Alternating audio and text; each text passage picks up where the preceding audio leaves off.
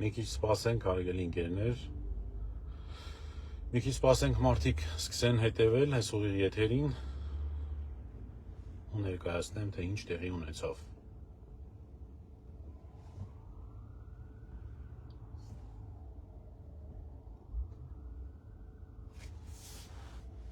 Այս ավտոլայվի ռեժիմում առաջին անգամ է Ռուբենիս Մելիքյան օրինակ եմ վերցրել, հիմա հաշվի առնելով, որ զանգերը շատ էին եւ այդ ամբողջ ընթացքում հենց քննչական գործողության ընթացքում, ձերբակալման ընթացքում հնարավորություն չունեի պատասխանելու բոլորիդ զանգերին, հիմա կփորձեմ ամփոփ ներկայացնել, թե ինչ տեղի ունեցավ մոտավորապես 1 ժամ-կես առաջ։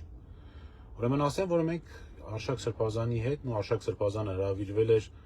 հարցաքննության այն հայտնի տեսագրության գործով, հարցաքննությունից արդեն հասկանալի էր, որ հրավերը բոլորովին կապ չունի այդ գործի հետ կամ լրացուցիչ հարցաքննության նպատակը գոնե բացակայում էր, որովհետև որպես այդպիսին հարցերն էլ անհեթեթ էին եւ անիմաստ։ Հարցաքննությունը ավարտելուց հետո դուրս եկանք քննչական կոմիտեի գլխավոր մուտքից եւ հենց դրան մոտ մեզ դիմավորեցին ազգային անվտանգության ծառայության աշխատակիցները, հայտնելով Արշակ Սրբազանին, որ նա ձերբակալված է եւ որ նրա նկատմամբ կա քննիչի կողմից կայացված ձերբակալման որոշում, սակայն ինչի համար, ինչ մեղադրանքով ոչինչ չներկայացրեցին, ասեցին, որ կիմանանք դա քննիչի մոտ։ Գնալով քննիչի մոտ պարզեցինք շատ զավեշտալի, շատ ծիծաղելի մի պատմություն։ Պարզվում է, որ Արշակ Սրբազանի նկատմամբ հարուցված է քրեական հետապնդում կամ նրան մեղադրանք ներկայացվեց, թե իբր նա 2018 թվականին, երբ մի խումբ քաղաքացիներ վեհապարի նկատմամբ ակցիա էին իրականացնում, ու պատմությունը հավանաբար բոլորդ հիշում եք, թե իբր այդ ժամանակ Արշակ Սրբազանը մասնակիցներից մեկին վարկաբեկելու համար, այդ միջոցառման մասնակիցներից մեկին վարկաբեկելու նպատակով հանձնարարել է իր ծառայողներից որոշ մեկին, որպեսզի այդ մասնակցի ուսապարկում դնի թմրամիջոց, պլան, իբր այդպիսի մի վարկաբեկման գործողություն են իրականացրել։ Եվ այսքանն էր, այսինքն ըստ էության այսքանն էր ամբողջ մեղադրանքը, բնականաբար այս պահին ես չունեմ նյութեր տվյալներ, որ հասկանամ, թե ի վերջո այդ որտեղից այդ ամեն ինչը։ Բայց շատ կարևոր մի հանգամանք կա, որ պետք է անպայման դրա մասին խոսել, որ այս իշխանությունը հենց այս մեղադրանքով ձերբակալելու, այնուհետև կալանքի տանելու նպատակներից մեկը, ինչ հոդված են դրել, փաստորեն Արշակ Սրբազանին մեղադրում են թմրամիջոցներ իրացնելու մեջ։ Մեղադրանքը թմրամիջոցներ իրացնելն է։ Ակնհայտ է, որ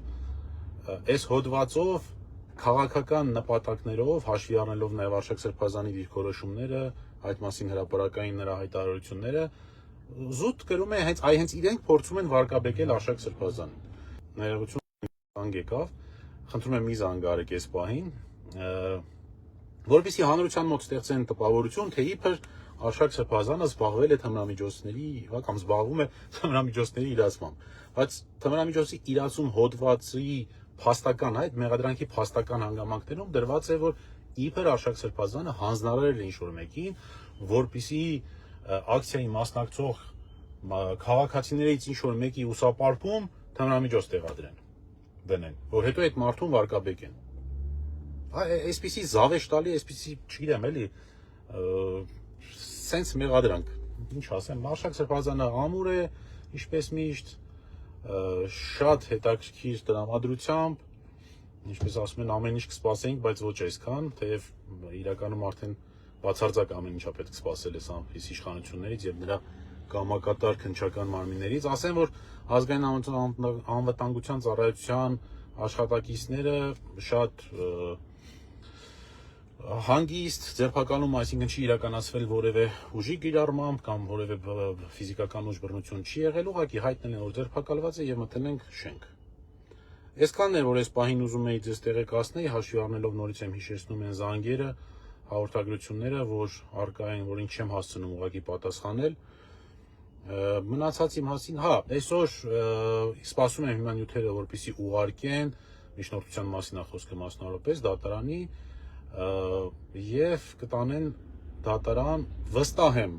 Ավան նստավայր, վստահ եմ ես այսօր նիստ կունենամ կամ կհանդիպեմ մեր շատ սիրելի դատավոր Մասիս Մելքոնյանին։ Այսքանն էր, որ ուզում էի ձեզ ասել, հույս ունեմ այս ավտոլայվերը հաճախակի չեն դառնա ինձ մոտ։ Շնորհակալություն, ընթացքում էլի հանդես կգամ հայտարարություններով, հենց նորություն լինի, դատարան, դատավոր, ժամ, տեղ, այդ ամեն ինչի մասին կիրազեկեմ։